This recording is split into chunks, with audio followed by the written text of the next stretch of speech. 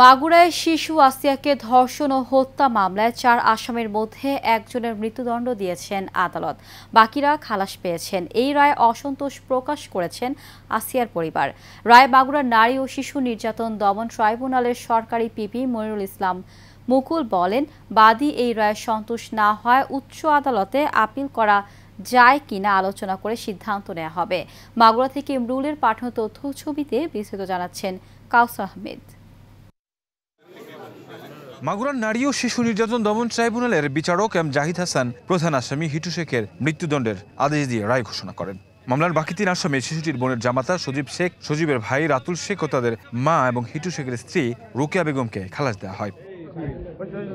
রায়ে অসন্তোষ প্রকাশ করেছেন আসিয়ার পরিবার।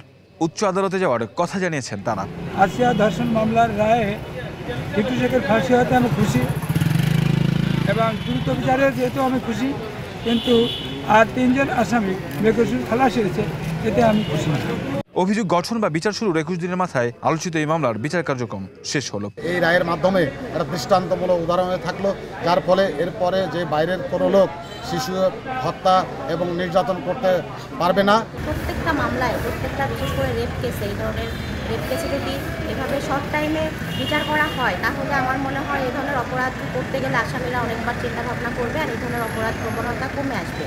মাগুরা শহরের নিজ নান্দুয়ালি গ্রামে বোনের শ্বশুরবাড়িতে বেড়াতে এসে গত 6 মার্চ ধর্ষণের শিকার হয় শিশু আসিয়া। এই ঘটনার পর মাগুরা সহ সারা দেশের মানুষ প্রতিবাদ ও বিক্ষোভে ফেটে পড়ে। উন্নত চিকিৎসার জন্য ঢাকার সম্মিলিত সামরিক হাসপাতালে ভর্তি করা হলে সেখানে চিকিৎসাধীন অবস্থায় 13 মার্চ মারা যায় শিশুটি। কাউসার আহমেদ, এশিয়ান টেলিভিশন।